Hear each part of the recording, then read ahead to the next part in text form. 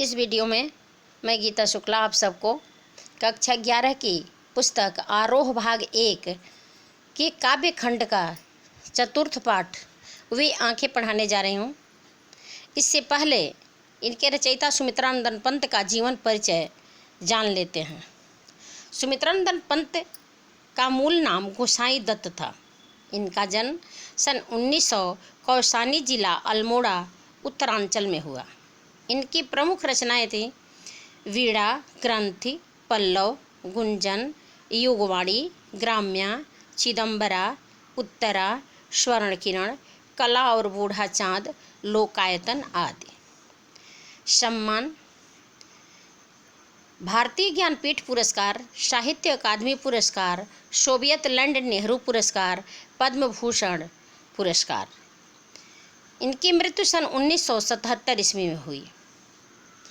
छायावाद के महत्वपूर्ण स्तंभ सुमित्रानंदन पंत प्रकृति के चितेरे कवि हैं। इन्हें प्रकृति का सुकुमार कवि भी कहा जाता है। हिंदी कविता में प्रकृति को पहली बार प्रमुख विषय बनाने का काम पंत ने ही किया। उनकी कविता प्रकृति और मनुष्य के अंतरंग संबंधों का दस्तावेज है। इनकी प्रारंभिक शिक्षा कौसानी के गांव में तथा उच्च शिक्षा बनारस और इलाहाबाद में हुई। युवावस्था तक पहुँचते पहुँचते महात्मा गांधी के असहयोग आंदोलन से प्रभावित होकर पढ़ाई बीच में ही छोड़ दी। इसके बाद स्वतंत्र लेखन करते रहे।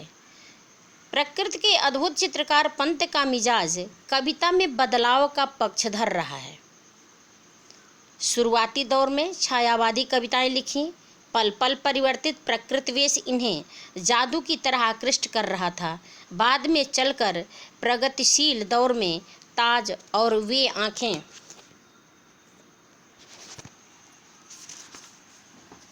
जैसी कविताएं भी लिखी। इसके साथ ही अरविंद के मानववाद से प्रभावित होकर मानो तुम सबसे सुंदरतम जैसी पंक्तियां भी लिखते रहे। उन्होंने नाटक, कहानी, आत्मकथा, उपन्यास और आलोचना के क्षेत्र में भी काम किया है। रूपाभ नामक पत्रिका का संपादन भी किया, जिसमें प्रगतिवादी साहित्य पर विस्तार से विचार विमर्श होता था। पंत जी भाषा के प्रति बहुत सचेत थे। इनकी रचनाओं में प्रकृति की जादूगरी जिस भाषा में अभिव्यक्त हुई है, उसे स्वयं पंत चित्रभाषा, बिंबात्मक भाषा की संज्ञा देते हैं। ब्रज भाषा और खड़ी बोली के विवाद में उन्होंने खड़ी बोली का पक्ष लिया और पल्लव की भूमिका में विस्तार से खड़ी बोली का समर्थन किया। प्रस्तुत कविता वे आंखें पंत जी के प्रगतिशील दौर की कविता है। इसमें विकास की विरोधाभासी अवधारणाओं पर करारा प्रहार किया गया है। युग युग से शोषण के शिकार किसान का जीवन कवि को आहत करता है। दुखद बात यह है कि स्वाधीन भारत में भी किसानों को केंद्र में रखकर व्यवस्था ने निर्णायक हस्तक्षेप नहीं किया। कविता में ऐसे ही दुष्चक्र में फंसे किसानों के व्यक्तिगत एवं पारिवारिक दुखों की परतों को खोलती है और स्पष्ट रूप से विभाजित समाज की वर्गीय चेतना का खाका प्रस्तुत करती है। कविता है वे आंखें। वे आंखें अंधकार की गुहा सरीखी, उन आँखों से डरता है मन, भरा दूर तक उनमें दारुण दैन्य दुख का नीरव रोदन। कवि सुमित्रानंदन पंत कह रहे हैं कि भारतीय किसान की आंखें मुझे एक अंधेरी गुफा के समान भयानक लगती है। उसे देखकर डर लगता है। जैसे गुफा को देखकर डर लगता है, वैसे उसकी आंखों को देख के डर लगता है। क्यों डर लगता है? क्योंकि उन धसी आंखों में निराशा, शोषण, पीड़ा और रुदन के सिवाय कुछ नहीं है। कह रहे कि दैन्य दुख का नीरव रुदन, बिल्कुल शांत रुदन उसमें भरा हुआ है। उन आंखों में भयानक गरीबी का दुख और उनका चुपचाप गरीबी को सहे जाने का मौन रुदन व्याप्त है। वह स्वाधीन किसान रहा, अभिमान भरा आंखों में इसका, छोड़ उसे मझधार आज संसार कगार सदृश वह खिसका।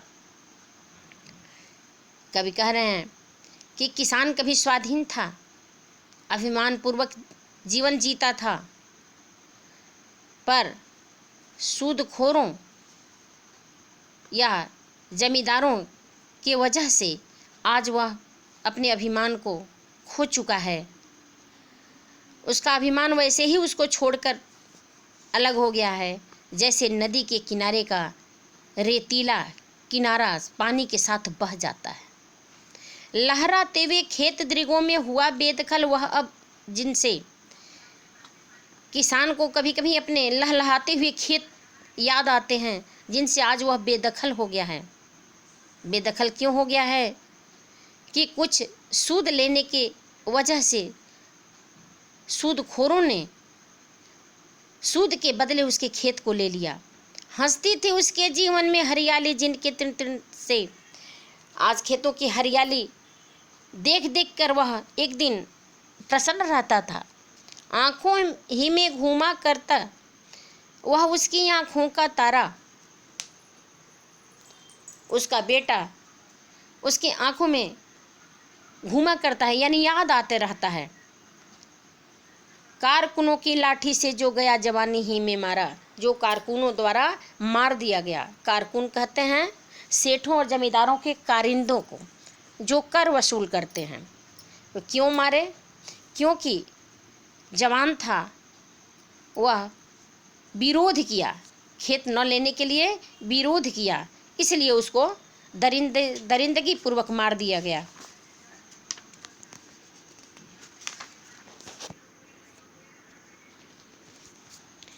बिका दिया घर द्वार महाजन ने, न ब्याज की कौड़ी छोड़ी। रह रह आंखों में चुभती वह कुर्क हुई बर्दों की जोड़ी। महाजन ने, सेठ ने ब्याज की एक भी कौड़ी, एक भी पैसा नहीं छोड़ा और उसका घर द्वार बिकवा दिया। बर्दों की जोड़ी यानी बैलों की जोड़ी, जो हल जोतने के लिए 2 बैल लगते हैं, वो बैलों की जोड़ी को भी कुर्क कर दिया, नीलामी करवा दिया। ये सब उसकी आंखों में चुभती हैं, कष्ट देती हैं, सब याद आती हैं और कष्ट देती हैं। उजरी उसके सिवा किसे कब पास दुहाने आने देती, आंखों में नाचा करती उजड़ गई जो सुख की खेती। किसान के पास एक गाय थी जिसको वह उजरी कहता था, सफ़ेद रंग की थी। वो उसके सिवा किसी से दुहाने नहीं देती थी। वह आंखों में नाचा करती, उसको वो अब याद आते रहती है। और उजड़ गई जो सुख की खेती, सुखपूर्वक जिस खेती को करके अपना जीवन निर्वाह करता था, वह उसकी खेती उजड़ गई, गाय उजड़ गई और बैलों की जोड़ी नीलाम हो गई। बिना दवा दर्पण के घरनी स्वर्ग चली आँखें आती भर। किसान कहता है कि दवा के बिना पत्नी स्वर्ग चली गई, उसकी मृत्यु हो गई, उसको सोच करके आँखें भर जाती हैं। देख रेख के बिना दूध हुई बिटिया 2 दिन बाद गई मर। उसके मरने के बाद दूध के बिना दूधमुही बिटिया यानी छोटी बच्ची माँ के बिना देख रेख के 2 दिन बाद मर गई। घर में विधवा रही पतोहू लक्ष्मी थी यद्यपति घातिन, पकड़ मंगाया कोतवाल ने डूब कुएं में मरी एक दिन।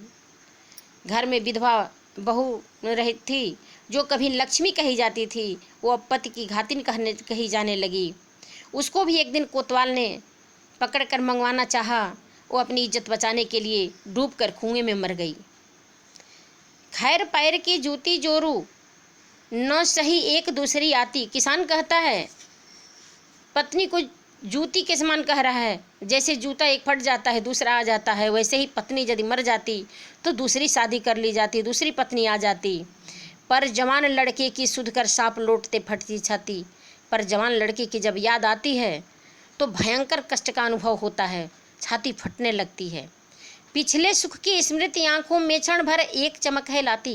कभी कभी किसान को अपने पिछले सुख का स्मरण जब होता है तो क्षण भर के लिए, बहुत कम समय के लिए प्रसन्नता आंखों में उभर आती है, लेकिन तुरंत शून्य में गड़ वह चितवन तीखी नोक सदृश बन जाती। लेकिन जो सारा चीज़ उसका नष्ट हो गया है, खेती उजड़ गई, गाय चली गई, बर्दों की जोड़ी कुर्क हो गई, जवान बेटा मारा गया, बहू मर गई, ये सब सोच करके वह तुरंत बहुत ही दुखी हो जाता है और यह दुख उसको नुकीले तीर की तरह चुभने लगती है उसकी छाती में।